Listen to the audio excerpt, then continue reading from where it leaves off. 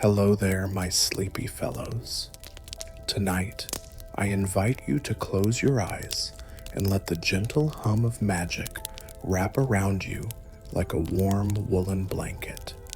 Let's drift together into a story that begins not with a grand bang or thunderous spell, but with the soft rustle of parchment, the scent of old ink, and the quiet wonder of a book that simply refused to end. This is a sleepy tale set deep within the heart of Hogwarts, not the bustling corridors or echoing great hall, but somewhere quieter, softer, slower, tucked away beneath enchanted stone arches and behind tall, whispering bookshelves lies the Hogwarts Library. And not just the front shelves with their tidy rows of charms and herbology books. No, this story begins somewhere in the back, where the dust glows in shafts of golden light and time itself seems to breathe a little slower. Imagine for a moment, the sky outside has turned to deep velvet, spangled with quiet stars. Candles float gently above the long tables, their flames flickering with a sleepy rhythm. The stained glass windows glow faintly from the last of the day's magic, and in the hush of the night, only the occasional turn of a page breaks the silence. It's here, amid the warm scent of parchment and polished wood, that something curious begins to stir. But don't worry, nothing loud or frightening will happen here. Just a soft mystery, like a dream half remembered. A tale of a book with no final page, and a student who stumbled upon its secrets without even meaning to. Nothing dangerous, just quietly magical. Before we begin, my dear listener, if you enjoy these gentle tales of Hogwarts, where mystery is wrapped in calm and wonder hides behind candlelight, consider liking this story or following along for more. Perhaps even join our circle of sleepy readers who love the cozy corners of magic just as much as you. But for now, let the world outside slip away. You're in Hogwarts now. The air is warm with candlelight. A gentle breeze drifts through a slightly open window, carrying the faintest scent of the forbidden forest. And somewhere, in the quietest aisle of the library, a chair creaks gently as someone settles down to read. They don't know it yet, but the book in their hands, the one with the green velvet cover and no title, is unlike any other. Let's follow them, shall we? The story is just beginning, and it might never quite end. Her name was Clara Bellamy, and she had a way of disappearing into rooms without anyone noticing. Not by magic, not invisibility or disillusionment charms, but simply by being quiet, gentle, the sort of student who never raised her hand too quickly, never laughed too loudly, and never broke any rules unless it was by accident. Clara was a Ravenclaw, of course, not the kind who announced her cleverness with flashy answers or top marks, but the kind who sat patiently beneath a pile of parchment, scribbling thoughts no one else had thought to think. She had soft brown hair, always pulled into a slightly messy braid, glasses that slipped down her nose when she got too excited reading, and ink smudges on the side of her hand from scribbling late into the night. Most days, you'd find her somewhere near a window, lost in a book, with her legs tucked underneath her in that very particular way readers often sit, not because it's comfortable, but because it feels right. Clara had friends, of course, sweet ones. They liked her for her kindness and her quiet, curious questions. But even her friends knew that when Clara vanished into the library, she might not return for hours. It wasn't that she was avoiding anyone. She just loved stories more than most people understood. And not just the exciting ones, not the ones with dragons and duels and daring escapes, though she liked those too. No, Clara was drawn to the quiet stories, the ones about ancient letters between wizards, forgotten recipes, enchanted diary entries from centuries past. She liked books that smelled like rain and sounded like lullabies when you turned their pages, books that whispered rather than shouted. Her favorite place in all of Hogwarts was a certain chair in the far right corner of the library. It had a squishy cushion, one leg that wobbled a bit if you sat too hard, and a view of a stained glass window that turned the sunlight into sleepy blues and pinks across the floor.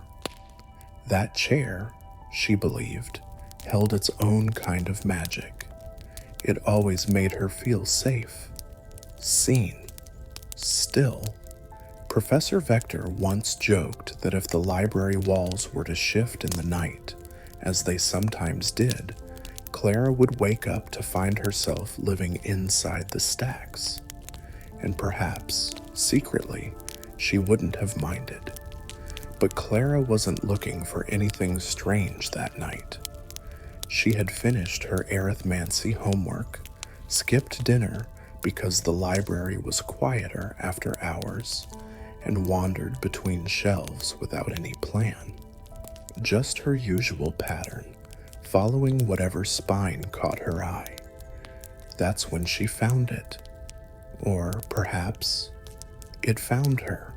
A book with no title, covered in green velvet that shimmered strangely under the candlelight. Sitting there, oddly, on a shelf that had been empty just yesterday. Clara blinked, reached out, and the moment her fingers brushed the cover, something shifted. When the clock in the library tower chimed softly for 8 o'clock, a hush swept over the long, ancient corridors of Hogwarts. The sound echoed through the high rafters and quiet reading corners, signaling the evening's transition.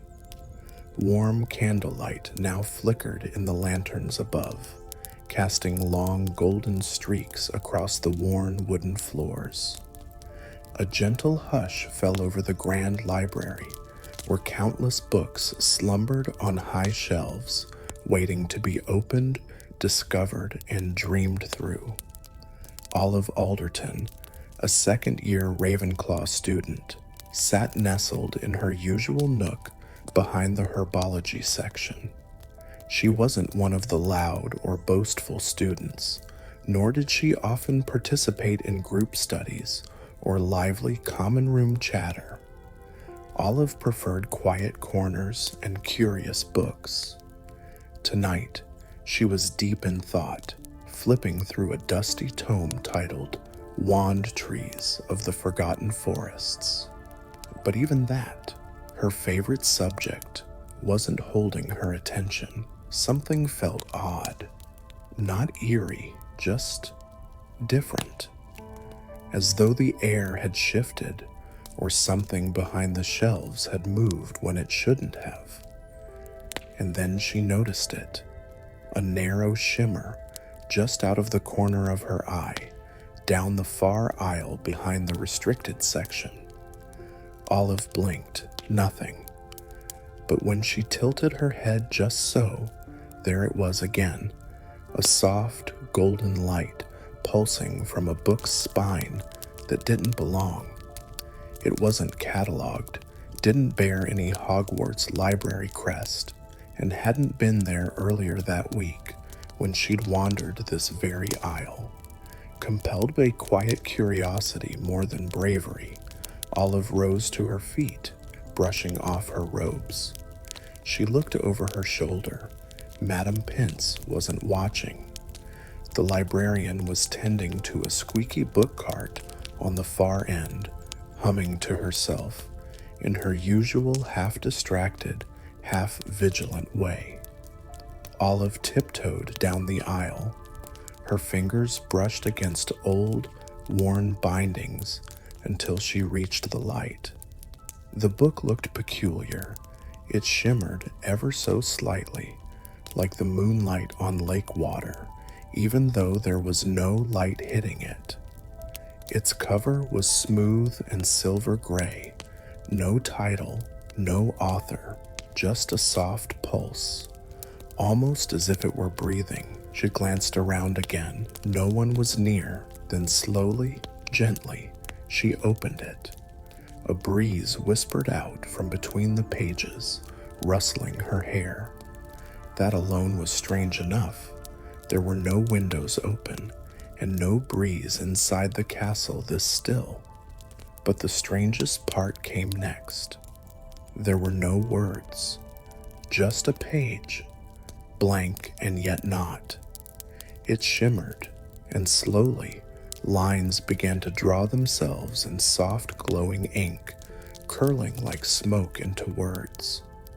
They formed the sentence, "To read this book is to enter it." Olive blinked. The words faded. She flipped to the next page. Again, it shimmered. Then new words appeared. To step into a story is to live it, and to live it is to change it. Her fingers trembled slightly. Was it enchanted? A prank? Some hidden charm meant for older students? She closed the book. The pulsing stopped. She opened it again. The light returned. Her eyes widened. From deep within the pages, something moved, a soft glow like the surface of a memory. And before she could decide if it was foolish or fascinating, the book trembled in her hands, and a quiet, swirling wind rose from its center. Olive gasped. It wasn't loud. It wasn't violent, but it was real. The wind circled her, lifting the hem of her robes. The library faded around her, its bookshelves and lanterns melting like candle wax into soft blur. The book glowed brighter. She wanted to shout, but found her voice hushed by something soft and ancient, and then light, soft, warm, and dreamlike. She opened her eyes to find herself not in the library anymore, but standing in a long, misty corridor made entirely of pages, walls of parchment, ceilings made from folded manuscripts, steps made of spines and bookmarks, a hallway of books, thousands of them. The air was thick with the scent of old stories, ink, dust, lavender, and something sweet, like chocolate frogs left out in the sun. "Where am I?" Olive whispered. The corridor answered with a hush, like 1,000 books sighing all at once. She turned around, but the book behind her had vanished. There was only the hallway now, curving softly like the spine of a dragon. Curious rather than scared, Olive began to walk. As she stepped forward, words floated gently in the air, sentences plucked from books she'd read, dreams she'd had, or stories she'd once heard whispered in the common room. They danced around her, forming constellations of thoughts and memories. Some were silly. Fred and George once enchanted all the doorknobs in Gryffindor Tower to moo. Some were sweet. The stars over the black lake shimmer brighter after a rainy day. Some felt like secrets. Then she reached a door. It wasn't made of wood or stone, but of words, sentences woven together like threads, forming a tapestry door. On it, one line pulsed in soft gold. "Choose your chapter wisely." Olive hesitated. Was this a test? Was this some long-forgotten room of requirement disguised as a book? She reached out and touched the words. The door dissolved, and she was suddenly standing in the middle of the Hogwarts Library again, but not quite. It was the same room, but different. The lanterns flickered like candle flames in water, and the shelves leaned a little too far to the left or right, as if they were sighing in their sleep. Everything was slightly slower, softer. It felt like she had stepped into a dream version of the library. The silver book lay open on the table beside her, but now it had words, real ones, and the first line read, "A curious student found a book that didn't end." Olive's name wasn't written, but she felt it in the way the ink shimmered, in the way the story shaped itself like a soft glove around her moment. She flipped the page, more words, but they weren't already written. They were writing themselves. And the more she read, the more she wandered, the more she wandered, the more she found. Until one day, she wasn't sure which world was the dream and which was the story. Olive's heart beat gently, not in fear, but in wonder. The book was writing itself, about her, around her. It wasn't dangerous. It didn't scream or bind or trap. It invited. It asked her to keep walking, keep reading, keep dreaming. In the silence of the sleeping library, Olive turned the next page, and the story continued. On the morning following the sorting ceremony, the gentle hush of dawn whispered through the stone corridors of Hogwarts. Soft golden light filtered through the tall windows, pooling quietly along the aged floors. In a small corner of Gryffindor Tower, the fire had long since died to glowing embers, and the room was wrapped in a still, sleepy peace. Yet one figure sat upright, alert before the rest. Elliot. He had barely slept. Something about the Sorting Hat's words haunted him. You don't belong to a house because of a name on a list. You belong because of who you are. The moment kept replaying in his mind, soft but impossible to ignore. Why had he not been on any list? Why had no one been expecting him? Why hadn't any letters arrived until yesterday? As the others stirred and began preparing for their classes, Elliot slipped out unnoticed. He didn't quite know where he was going, but something tugged at him, like a thread unraveling, asking to be followed. He wandered down hallways that smelled of candle wax and old parchment, past portraits who barely stirred from their frames. The castle didn't feel like it was rejecting him. In fact, it felt the opposite. The walls seemed to know him. The stones underfoot didn't echo when he walked. The air didn't resist him. If anything, it felt like Hogwarts had been waiting. Then he passed a painting of a shepherd boy beside a sleepy lamb. The boy looked down at Elliot, blinked once, and softly said, "Left foot, fourth stone from the arch. Don't forget to knock." Elliot blinked. "Pardon?" The shepherd boy only winked and pretended to nap again. Half laughing at the absurdity, Elliot followed the directions. The fourth stone from the arch was a pale, rounded block. He gently knocked, once, twice. With a low grumble like a yawning beast, the wall slid inward, revealing a narrow, curved stairwell that spiraled downward into the unknown. Hesitating for only a breath, Elliot stepped inside. The wall closed silently behind him. Torch sconces along the wall flickered to life on their own, illuminating ancient stone steps covered in soft dust and little footprints, as if someone had been here long ago.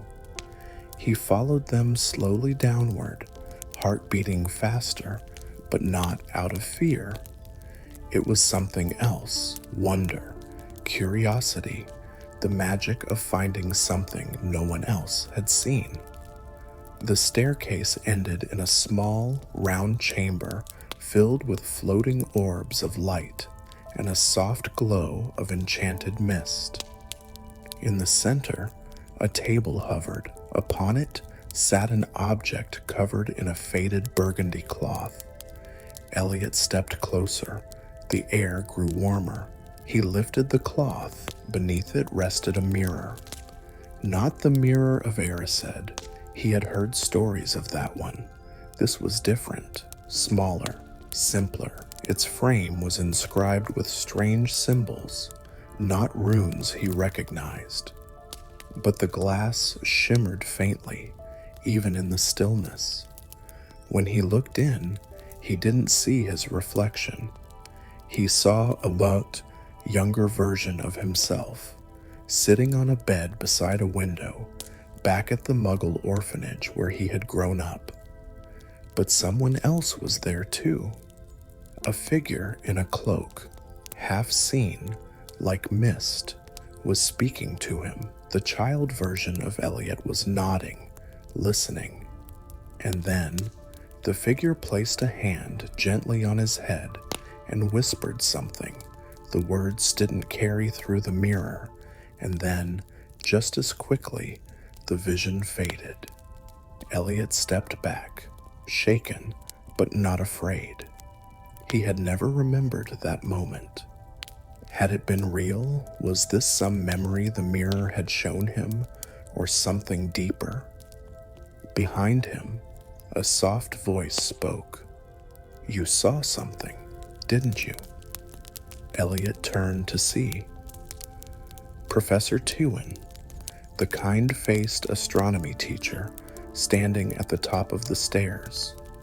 She hadn't made a sound descending. "This room is called the Lumen Chamber," she said gently. "Very few students fund it. The castle opens it only for those with unusual threads." "Unusual threads?" Elliot asked. "Magic doesn't always run in straight lines," she replied. "Some children are born outside the records, lost to the system, forgotten by the spells that track lineage. But the castle remembers. Always. You didn't arrive late, Elliot. You arrived exactly when you were supposed to." He tried to speak, but emotion caught in his throat. Professor Tewin stepped closer, her voice calm and warm. "That mirror you saw, it doesn't show what you want or fear. It shows what was once hidden. Some say it reveals echoes of protective spells cast over your soul before your memories even formed." "Someone visited me when I was a child," Elliot whispered, "but I don't remember it." "You weren't meant to. Not then," she nodded. "But your heart remembers, and now the castle does too." She reached into her sleeve and pulled out a parchment. "I thought you might want this." Elliot took it with trembling hands. It was a house record, complete with his name. Elliot Meyer, Gryffindor, signed in green ink by the Sorting Hat itself.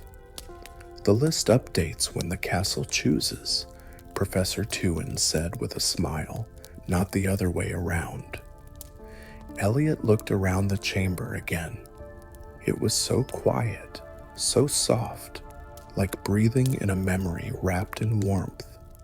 He finally whispered, "Thank you." Professor Tewin simply nodded. "You belong here, Elliot.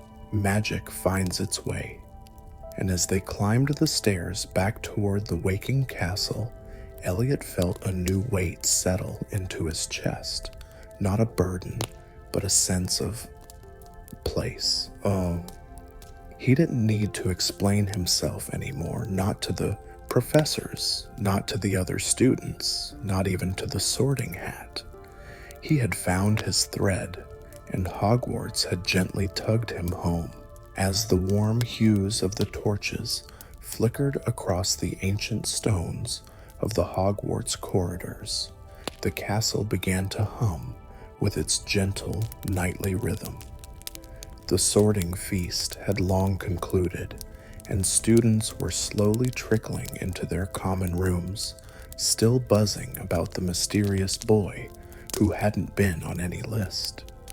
Questions danced from one ear to another like floating feathers in a draft, soft but persistent. Yet amidst the murmur, the boy himself walked quietly, following Professor Flitwick's gentle footsteps as they approached the Ravenclaw Tower. Professor Flitwick, with his tiny stature and a heart full of compassion, turned briefly at the foot of the spiraling staircase. "This way, dear boy. I believe you'll find the view from the Ravenclaw windows most inspiring." He gave a small, knowing smile before ascending, leaving behind a trail of gentle curiosity. The tower was quiet, and the riddle door asked its questions softly, as if it too were shy about the mystery. What comes once in a minute, twice in a moment, but never in 1,000 years? Without hesitation, the boy answered, the letter M. The door creaked open, almost surprised, and the common room welcomed him like an old friend, its blue silks and starlit ceiling glistening in quiet wonder. Inside, a few Ravenclaws had already settled in. Some looked up and gave polite, curious nods. Others peered over books, whispering things like, "Is he from Durmstrang?" or "Was he enchanted into the castle?" But the boy said little. Instead, he stood by the large arched window, watching the night sky, his fingers softly touching the wood of the sill as if listening for a heartbeat only he could hear. Back in the staff room, a different kind of whisper filled the air. Professors gathered with furrowed brows and steaming mugs of tea. Minerva McGonagall paced slowly, her eyes not on the floor, but on the idea that perhaps Hogwarts had chosen someone on its own. "There are enchantments even I don't fully understand," she murmured, "but the castle has never added a student who wasn't bound to it somehow." Dumbledore, ever calm, only sipped his tea with a faraway look. Magic often knows where it's needed most, even if we don't yet understand why. The boy, still unnamed to most, walked the castle halls that night in hushed slippers, not sneaking, not afraid, but drawn, as if something softly called to him. Down a narrow stone hallway behind the library, he found a staircase he hadn't seen before, or rather, one that hadn't been there. The torches lit themselves as he passed, casting long, sleepy shadows across old portraits who blinked awake, muttering, "Not since Helena wandered," and "The stones remember." At the bottom of the staircase was a door, small, wooden, with ivy growing across its frame, as if it belonged to a garden, not a dungeon corridor. The boy touched the handle, and it sighed open, revealing a room that was neither classroom nor storage, but something in between. A small study, circular, with bookshelves carved into the stone walls and a globe that spun slowly without touch. On the desk sat a thick book, old and soft-spined, and when the boy opened it, he found not pages, but mirrors. Mirrors that shimmered, not with his reflection, but with flickers of memory not his own. In one, he saw a girl with copper braids standing at the top of the astronomy tower. In another, a boy laughing beside Hagrid, feeding the hippogriffs. In yet another, a figure cloaked in moonlight slipping into the forbidden forest, gently humming a lullaby. The images weren't frightening. They were quiet, like dreams that had found no dreamer. He leaned closer, and one mirror began to show something else. His own face, yes, but younger, sitting beside a riverbank, clutching a worn journal and looking up at a woman reading aloud from a book of spells. A mother? A teacher? Her face blurred like fog, lifting over water, but her voice echoed softly. You'll find your place one day, the place that remembers you. The boy closed the book gently, and in that moment, the castle exhaled. A long, soft breath through the walls, old dust shifting, air warming, as if something long forgotten had been touched. Back in the Ravenclaw Tower, a scroll appeared in Professor Flitwick's office, fluttering down from nowhere, sealed in midnight blue wax. He opened it slowly. Inside, in script that shimmered and shifted like moonlight on water, were only 3 lines. The boy does not need a record to be real. He is a memory woven into the stone. Let him stay. Flitwick closed the scroll and looked out the window toward the boy's silhouette in the library wing. Ah, he whispered, so it's you. In the coming days, the boy remained in Ravenclaw, quiet, polite, brilliant in riddles, and deeply attuned to the moods of the castle. Books would open for him without command. Portraits seemed to hush when he entered the room. Even Peeves, that notorious poltergeist, gave him a wide berth, muttering, "Not that one. He's made of hush and storm." The suspense did not lie in fear. It was the soft suspense of something unfolding slowly, like petals in the morning, or moonlight changing the color of water. Students stopped asking why he had no name on a list. Professors stopped searching through archives and enchanted parchments. The castle had spoken in its own language of staircases and echoing halls. And yet, the boy still searched, not out of anxiety, but longing. Every night, he returned to the little ivy-covered room behind the library. The mirror book would show him glimpses, sometimes the same, sometimes new. One night, it showed a tiny hand touching a floating lantern. Another night, it revealed a dusty cupboard with initials carved inside. E.N. The initials meant nothing at first, but they returned again and again, carved into desks, etched in books, even hidden in the stain of old floorboards. E.N. The castle was not only holding him, it was reminding him. And so the boy began to ask questions of the castle itself, not out loud, but in feeling. He'd run his hand along stone railings and wait, sit near the fireplace and listen not to the crackle, but the quiet behind it. In this gentle suspense, something was stirring, something not frightening, but awakening, a truth not yet shaped into words. And the castle, alive in its ancient magic, was guiding him not with shouts or flashes, but with whispers, with presence, with dream. He was not just a student, he was a memory returned, and Hogwarts was slowly, gently, preparing to remember him, not with formal letters or glittering announcements, but with open halls and warm, flickering torches that always lit just a second before he stepped near.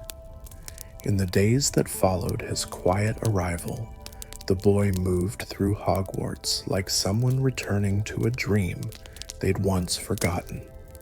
His name was still not known by many, but in the corridors, students referred to him softly as the Quiet One or the boy who listens. And he did listen to the stones underfoot, which sometimes whispered when no one else was around, to the portraits who blinked longer at him than at anyone else, and most of all, to the choices Hogwarts offered him, not in loud moments, but in the gentle forks in the road that others didn't notice. In class, he sat by the window, not out of preference, but because the light there flickered with old magic. He didn't speak unless asked, yet when he did, it was with a clarity that made even the professors pause. He wasn't the cleverest or the boldest, but there was something about the way he chose his words and his silences that made people feel as though something important had just happened, even if they couldn't explain what it was. One morning, as he stepped into the corridor near the Transfiguration classroom, the wall beside him shifted, not dramatically, just slightly, as if stretching after a long nap. A panel he hadn't seen before nudged open, revealing a narrow passage wrapped in ivy and forgotten sunlight. He could have ignored it, walked on, as most would, but instead, he stopped, not out of fear, not even curiosity, but because it felt like a choice, the kind of choice the castle gave when it was ready to tell you something. He stepped inside. The passage was filled with quiet echoes, not loud ones, no footsteps or voices, just the feeling of memory. The stone smelled of parchment and herbs, and ahead, a soft glow filtered through hanging moss. At the end was a room with no door, just a curtain of blue velvet and a small archway. He entered gently, as one enters a story still being written. Inside, there was a small round table. On it sat 4 objects, simple, ordinary looking, and yet they pulsed softly with something deeper, a brass compass that spun slowly even when untouched, a candle that hadn't been lit in centuries but still smelled of lavender and smoke, a mirror no larger than a teacup, reflecting not faces, but skies, and a feather, soft gray, delicate, resting without dust, no note, no instructions, just a choice. He stood before them for a long time, watching them. Each item seemed to hum with a different kind of magic. Not enchantment, but invitation. The compass pulled gently, as if offering direction to something forgotten. The candle promised warmth, memory, perhaps a return to something lost. The mirror flickered with skies not yet seen, possibilities not yet chosen, and the feather, it simply waited, as if representing trust in one's own lightness. After a moment, the boy reached forward, not quickly, but with calm, and touched the feather. Nothing exploded, no wind rushed, but the room brightened slightly, like a smile behind a cloud, and behind him, the wall shifted again, this time revealing a staircase that hadn't been there. The castle, it seemed, had been waiting for him to choose. Later that evening, as he sat in the Ravenclaw common room with a quiet book, Professor Flitwick approached him with a soft smile. "I see you've found one of the castle's old chambers of selection," he said, sitting beside him. "They appear only to those who walk slowly enough to notice." The boy looked up and nodded, his eyes reflecting firelight. "I chose the feather," he whispered. Flitwick's eyes twinkled, but he didn't ask why. Instead, he simply said, "It's often the lightest choice that carries the most weight." As the days passed, other choices followed, small ones, whether to sit beside the girl who always forgot her wand or the boy who never raised his hand, whether to speak a kind truth or remain a comforting silence, whether to walk the long way to class because the stairs were whispering that today someone needed to be seen. None of these were grand, but each one mattered, and Hogwarts responded in turn. The library began revealing hidden corners just for him, nooks with books that knew his questions before he asked them. The owls in the tower began perching nearer when he passed, as if sensing their letters might one day be his. Even the kitchen elves, busy and bustling, would sometimes leave him warm pumpkin bread wrapped in cloth, waiting near the fireplace when the sky turned gray. But the greatest exploration was not of the castle. It was of himself, for the boy, still unnamed by parchment or list, began to feel something he hadn't in years: presence. He had no house history behind him, no older sibling to compare to, no family name etched in the trophy room. But with every quiet choice he made, every kindness, every pause, every brave whisper of his heart, he was becoming a student not of Hogwarts alone, but of belonging. He began to write again, softly, in the margins of books, in journals on napkins, in the dining hall. Not stories with dragons or battles, but quiet poems about light on stone and the way wind moves through forgotten towers. Students began to notice, not with fanfare, but in the way they'd nod when he entered the room, or leave space beside them during study time, or ask gently, "Do you think the castle's alive?"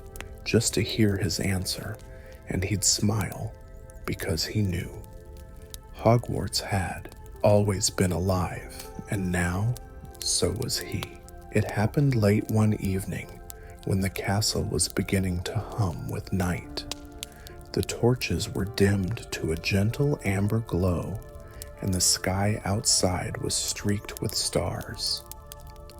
Most students had returned to their common rooms, soft chatter replaced by the rustle of parchment and the murmur of distant wind against high windows. The boy sat alone in the astronomy tower, the feather still tucked safely in the pages of his notebook. He hadn't used it for anything, not as a quill or a charm. He simply kept it close, a reminder of the moment he'd made his first true choice. But tonight, something was different. As he stared at the stars above, stars he had come to know like old friends, he felt the stillness change. Behind him, the ancient trapdoor creaked open, no footsteps, no voices, just the soft, unmistakable presence of something arriving. He turned slowly and saw a figure emerging from the shadows. It wasn't a teacher nor a student. It was the Sorting Hat, but not on a stool, not during a ceremony, just here, as if it had chosen this moment too. It floated gently, landing beside him with an almost tired sigh. "Well now," the hat said, its voice scratchy but kind. "You've been quite the mystery, haven't you?" The boy tilted his head slightly, unsurprised. "I didn't think you'd find me," he whispered. "Oh, I didn't," the hat replied. "You found yourself, and that's the real magic." There was a pause. The boy looked down at his hands. "Why wasn't I on any list?" he asked softly. "Why didn't I have a letter, a place, a house?" The hat seemed to smile, not with lips, but in the folds of its fabric, a warmth in its voice. "Because sometimes," it said, "magic waits. Not all journeys begin with parchment and wax seals. Some begin in silence, in longing, in the spaces between what is and what might be." The boy listened, the way he always did. "You see," the hat continued, "long ago, before quills scratched names into lists, Hogwarts welcomed students through feeling. The founders believed in instinct. The castle itself listened for hearts that called out, not loudly, but truthfully." The hat paused, letting the stillness stretch. "Over time," it said, "rules formed, lists were kept, systems were made, but every now and then, the castle remembers the old ways. It hears a heart that isn't on paper, a soul who needs a home more than anyone else, and it whispers, 'Let them in.'" The boy's eyes shimmered in the starlight. "I wasn't forgotten," he said, voice barely a breath. The hat nodded. "You were chosen differently." The boy sat back, shoulders relaxing, not with pride, but with relief. It wasn't an accident. It wasn't a glitch in the magic or a mistake in the records. It was on purpose. He had been welcomed not through names and numbers, but through need, through the gentle tug of belonging. The hat continued, "I didn't sort you that night because the castle hadn't finished listening. You weren't ready to be placed in a house, not because you lacked something, but because you were still discovering who you were. You see, sorting isn't just about placing, it's about recognizing." The boy nodded. "And now?" The hat chuckled softly. "Now you could belong anywhere. You've shown courage in stepping through doors no one else saw, kindness in choosing silence when it was louder than speech, wisdom in listening, and loyalty to this castle, though it gave you no promise." A breeze passed through the open windows, carrying with it a warmth that smelled faintly of lavender, firewood, and something older, like the scent of memory. The hat looked at him. "You don't have to choose a house," it said, "but if you want one, now is the time." The boy thought about Gryffindor's brave laughter echoing in the great hall, Hufflepuff's cozy kindness in the gardens, Ravenclaw's quiet marveling in the library's highest shelves, and Slytherin's steely determination whispered in corridors of green stone. Each one had called to him in different ways. But still, he hesitated. "I think," he said slowly, "the castle is my house." The hat was silent for a long moment, and then it laughed, not mockingly, not even loudly, but like thunder rolling far away, gentle and deep and true. "Spoken like someone who belongs to them all," it said, almost proudly. "There is older magic in that answer than most will ever understand." And with that, the hat tipped itself forward, bowing slightly. "I'll be seeing you," it whispered, and with a shimmer, faded back into the darkness, leaving only a soft flutter of dust and peace behind. The boy stayed in the tower a while longer. He traced constellations with his finger and thought about the students asleep in their dormitories, the portraits shifting in their frames, and the soft heartbeat of the castle that had let him in. He wasn't lost. He wasn't nameless. He was here, and here was enough. Morning at Hogwarts was always gentle. Unlike the outside world that often woke with noise and motion, the castle stirred like a dreaming creature, quiet and steady. The enchanted windows of the great hall slowly brightened with the hues of dawn, casting golden light across empty plates and polished goblets. Owls began their soft flurry of deliveries overhead.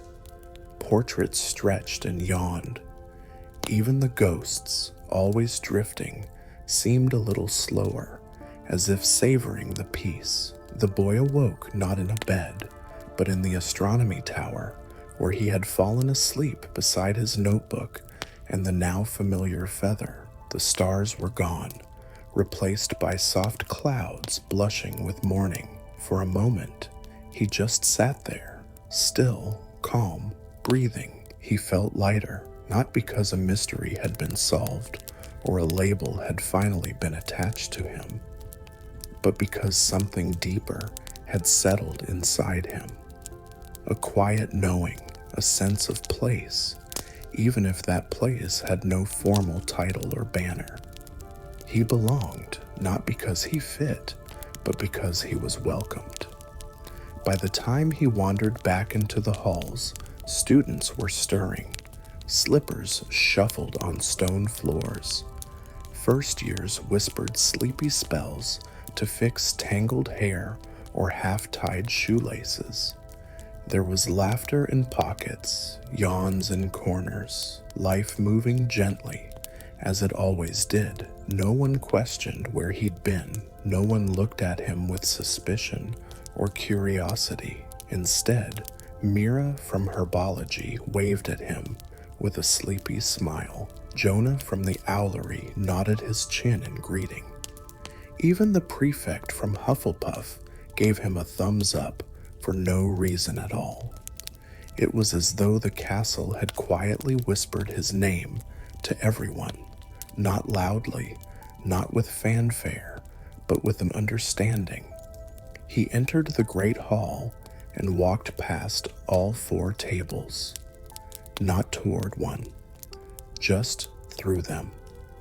He took a spot near the center of the long room, not far from the windows, a place where he could see everything, where he could feel part of it all. The house banners fluttered above, red, green, blue, yellow, but none of them pulled at him, not today, and that was okay. Professor Sprout passed by with a warm smile and a plate of toast. She paused, looked at him with eyes that knew more than they said, and gently placed the toast in front of him. No words, just kindness. From the staff table, Professor Flitwick gave him a discreet nod, as if to say, "We see you. We always did." He ate slowly, letting the quiet sink into his bones. Later that day, he returned to the small, unused room where he had first arrived, the room where the Sorting Hat had waited for hours, the room without a chair, without a ceremony, just stone walls and shadows. He stood there now, alone, yet not lonely. "I don't need the hat anymore," he whispered softly, "not because I know of everything, just because I know enough." The castle seemed to hear him. The torches flared ever so gently. A breeze rolled through a window he didn't remember opening. peace lingered, he smiled, turned around, and closed the door behind him, not as someone shutting out a mystery, but as someone who had walked through it, lived in it, and come out with something tender and true. By the evening, he found himself in the library, his favorite quiet corner beneath the spiral staircase. He tucked the feather into his book and opened a fresh page. He began to write, not for a class, not for a professor, but for himself. About the stars, about doors that didn't appear for others, about choosing calm in a world that often chased noise. And in that moment, he realized something simple. Not all magic is loud. Some magic is a quiet belonging, a silent door that only opens when you trust it's there, a castle that remembers how to listen, and that kind of magic was the kind he understood best. And now, dear listener, as the soft candlelight flickers low and the last whispers of the enchanted night settle into silence, let us take one final breath with this story. Somewhere in the heart of Hogwarts, a boy sleeps peacefully tonight. Not as a Gryffindor, not as a Ravenclaw or Hufflepuff or Slytherin, but simply as himself. A student who walked the castle's winding halls without a name on any list, and yet still found welcome in every corner. Because Hogwarts, like so many magical places, does not only open its doors to those who are expected, but also to those who are quietly meant to be there. Maybe the magic of this tale isn't in spells or ancient sorting traditions. Maybe it lies in something softer, something slower, like the way a feather drifts to the ground without needing a reason, or how the stars continue to glow whether anyone is watching or not. Perhaps you too have felt that way sometimes, wondering if there's a place carved out just for you, if someone will notice when you step quietly into the room, if your story matters even when no one else seems to have written your name down. But just like our young friend in this tale, you might discover that belonging is not always shouted or handed out with banners and cheers. Sometimes it is whispered, felt, understood. So as you curl deeper into your blanket and let your breathing soften, remember this: there is a space for you in magical worlds, and in this one too. A space that does not require you to be louder, faster, or brighter, just true. Let the gentle walls of Hogwarts wrap around your dreams tonight. Let the enchanted portraits smile kindly as you pass. Let the great warm stones remember your footsteps as if they always knew you'd be here, because maybe they did. And if ever you wonder again where you belong, think back to this story of a boy without a name on the list and a castle that still opened its arms. Good night, dear dreamer, and may your sleep be filled with magic, with wonder, and with the quiet certainty that you are and always have been welcome.